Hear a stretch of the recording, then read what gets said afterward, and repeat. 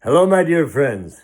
This is Rabbi Aharon Dobinsky coming to you today from the holy city of Jerusalem, Israel. Beautiful fall day here, 70 degrees. Very nice. You should be here, especially with some of the things going on in the world today. This is a place where you'll be safe. So you might want to consider that. I want to talk about three things today that I think are very important. And please forgive me for not putting this out on Friday, but I just flat ran out of time. Shabbos is extremely early, 4 o'clock in the afternoon, and all the cooking I had to do and everything else, it just wasn't happening on Friday. So today, hopefully the information is timely and you will find it useful to yourselves. First of all, there were things in this week's Torah. You know, we always talk about the Torah, and we always try to make some type of connection to today, and sometimes we have to really stretch in order to do that. Now, why did this particular parsha come at this particular time? And what you see is this week it was pretty obvious why. Because there were things that we need to know right now, because America is having a lot of difficulties at this point. There's an election that just took place, allegations of fraud, which I'm not sure are wrong, which are going to be checked out. And so many Kabbalists and so many religious people and so many others have predicted that the president would be president for another 4 years, which I personally believe he will. So there's got to be a road to that. But let's talk about Torah for just a moment this week. There's something that's very important. Actually, there's a few things that are very important. One, this week was the week of the Akedah, the sacrifice of Isaac. So we have Abraham, Isaac, his brother Ishmael, half-brother Ishmael, as Abraham's servant Eliezer, all going to this place that Hashem will let them know when they get there in the land of Moriah. Okay? So they get within a couple of days' journey of Moriah, and Abraham looks at his friend Eliezer. By the way, this is a midrash if you want to look it up. He looks at his friend Eliezer, who's been his faithful servant for, decades already. And he says to him, Eliezer, look out there. What do you see? And Eliezer goes, nothing, boss. I don't see a thing. What are you talking about? Is there something I should see? He said, never mind. He goes to his other son, Ishmael, and says, Ishmael, you are my son. You have my blood running through your veins.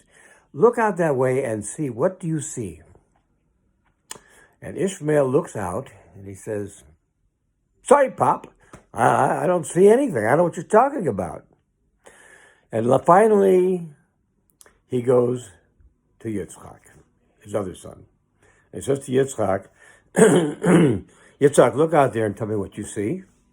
And Yitzchak looks. He says, I see the place where heaven and earth kiss. Quite a description, huh?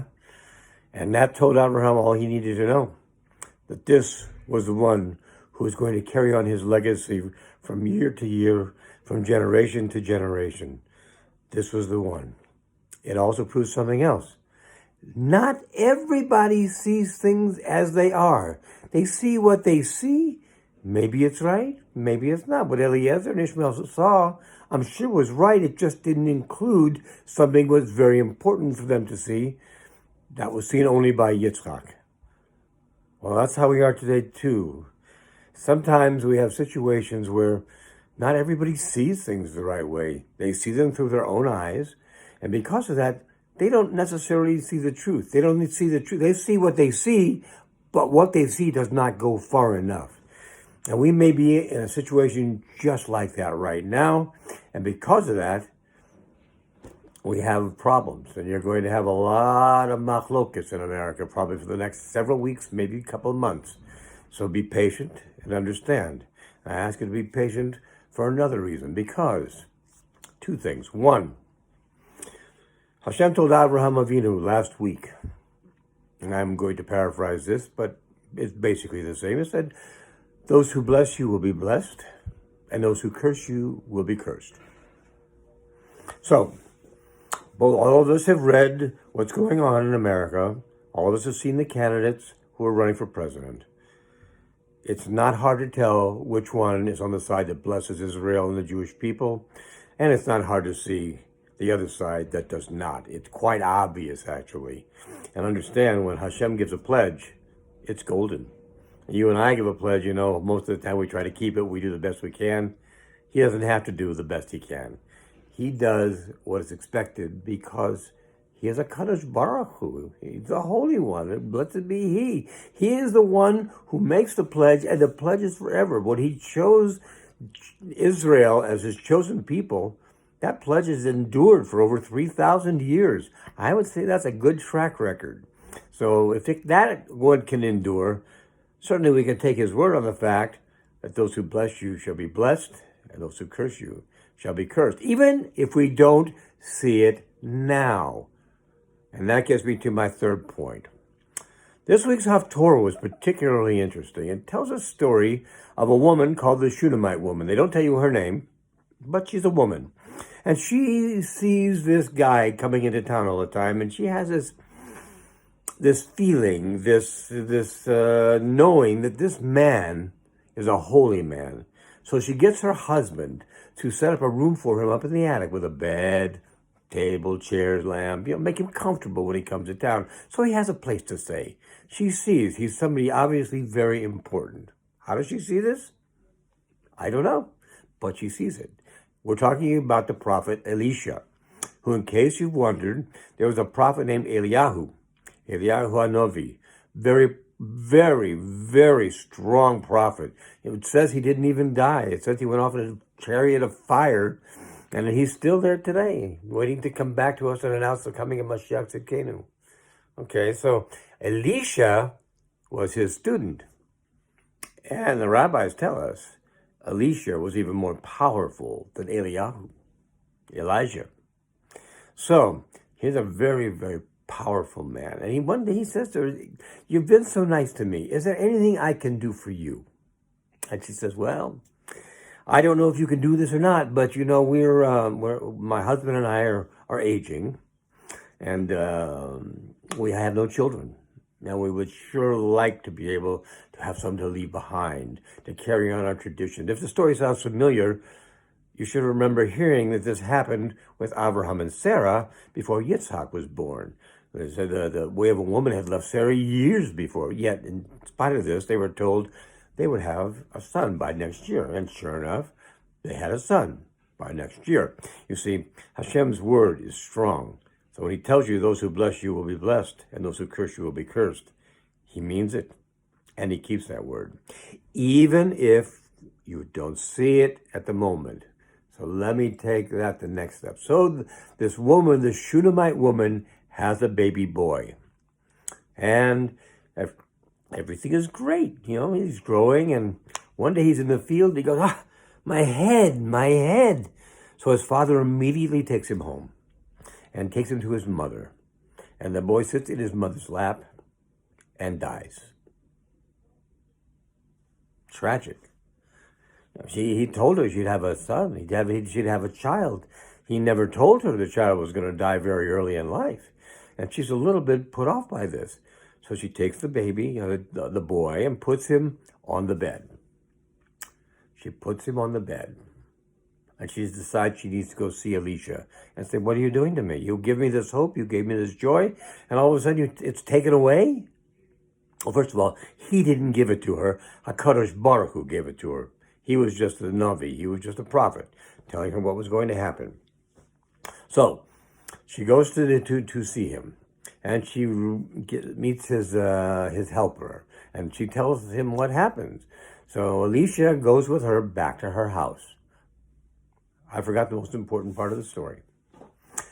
As she's leaving to go find Elisha, she's asked, not once, but more than once, "How's everything going, Shunammite woman?"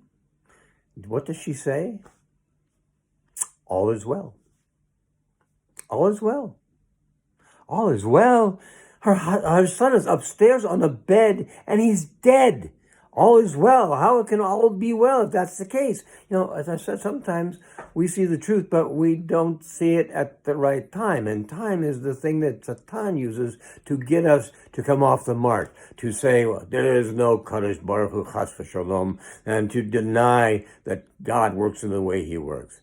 So she says, all is well, all is well. And she goes to get Elisha, and she brings him back. I'll make a long story short. Elisha is able, with the help of Hashem, to bring this boy back to life. So you see, she was telling the truth. She was just telling it a bit in advance. Okay, so understand this story and how it came out just this week when all things are going on. Everybody, oh my gosh, what are they going to do in America? Oh my gosh, this is bad. This is bad. Yeah, it's bad so far from what we see, because we as human beings do not see what HaKadosh Baruch Hu sees. So either we have Emunah or we don't have Emunah. You can't have Emunah sometimes. That is not having Emunah. Emunah is faith. It's trust. Emunah and bitachon. Faith and trust in Hashem that He is there and He will always do what is in the best interest. Now, it could be that in His best interest, for whatever reason, it should come out the way it came out, that this irreligious man who hates Israel and hates Jews could win. I don't say that's the case. As a matter of fact, I'm pretty sure that's not the case. However, whatever way it comes out, it's because that's what He wants, and it's what's for the best, whether we see it at the moment or not. So for right now, I would remind you to keep in mind that all is well. All is well. And Hashem will do what He will do in the right time. And our Emunah is what brings us to a point of personal redemption. And our personal redemption can bring about the total redemption of mankind. Mashiach Tzidkenu and the building of the third Beit HaMikdash B'meherav Yameinu. My friends, have an exceptional week ahead. Do not lose heart. If you have a side, fight for your side and know that you're fighting for the side that you believe is the best. And if Hashem agrees with you, it's a done deal. Be well, my friends. God bless.